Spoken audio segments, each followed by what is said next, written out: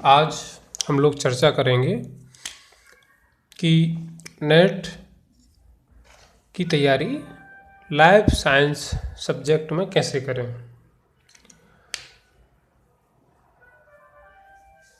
Biotechnology हो, zoology हो, botany हो, जूलॉजी हो, जिन लोगों ने इन सब्जेक्ट से एमएससी की हुई होती है वो सभी लाइफ साइंस से नेट देते हैं। और मुझसे प्राय बच्चे पूछते रहते हैं कि नेट की तैयारी कैसे की जाए, और मुझसे ही इसलिए पूछते हैं क्योंकि because I have qualified net 4 times. Okay, मैंने 4 बार नेट क्वालिफाई किया है और एमएससी मेरा बॉटनी से था। तो मैं अपने जो आइडियाज़ थे या जिस प्रकार मैंने तैयारी की थी वो मैं आपके साथ शेयर करना चाहता हूँ। सभी मुझसे पूछते हैं कि इसको बहुत कोई सीक्रेट हो इसका तो बताइए, तो इसका कोई सीक्रेट तो है नहीं। ठीक है,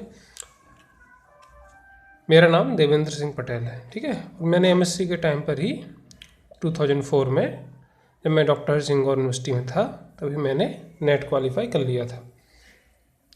उस समय मुझे नहीं मालूम था कि मेरा नेट क्वालिफाई हो जाएगा एमएससी करते करते, लेकिन जब नेट क्वालिफाई हो गया तो मैंने सोचा कि मेरा क्यों क्वालिफाई हुआ। तो उसके जो मेरे स्ट्रेंथ थी, मेरी मजबूती थी, वो ये कुछ चीज़ें थीं। पहली, क्लियर बेसिक कॉन्सेप्ट्स। मेरे बेसिक कॉन्सेप्ट्स क्लियर थे। फिजिक्स मुझे 12th तक की आती थी, केमिस्ट्री भी 12th तक की। इसका मतलब ये नहीं कि मैं फिजिक्स 12th तक की बगैर देखे किसी को बता सकता हूँ। इसका मतलब है कि मैं पढ़कर फिजिक्स खुद समझ सकता था और सामने वाले को समझा सकता था। तो 12th के जो फिजिक्स के जो कुछ पीएमटी लेवल के क्वेश्चंस थे वो मैंने सॉल्व किए थे। केमिस्ट्री इसी प्रकार केमिस्ट्री के लिए भी। फिर मैथ्स मैं 10th तक की कर सकता था, खुद समझ सकता था और सामने वाले को समझा सकता था। साइंस, जनरल साइंस भी 10th तक की मुझे आती थी।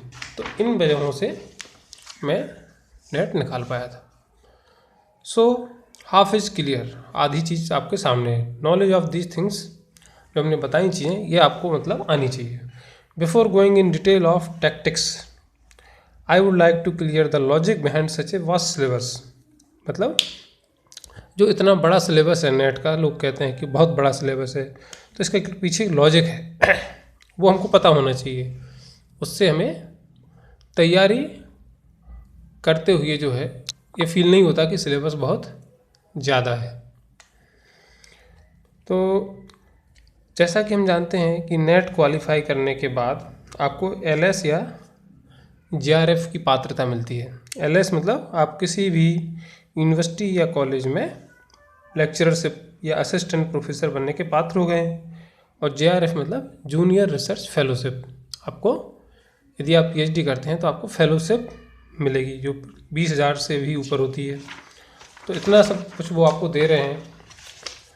और हम जानते हैं कि आज हम जिस वर्ल्ड में रह रहे हैं वहाँ पर सभी रिसर्चेज मॉलिक्यूलर लेवल पर होती हैं और बायोटेक्नोलॉजी का भी बहुत बड़ा स्कोप चल रहा है इसमें।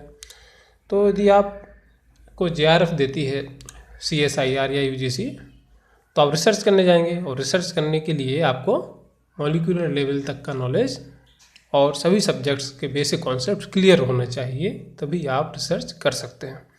इसीलिए सिलेबस इतना बड़ा है। इसके अतिरिक्त यदि आप लेक्चरर बनते हैं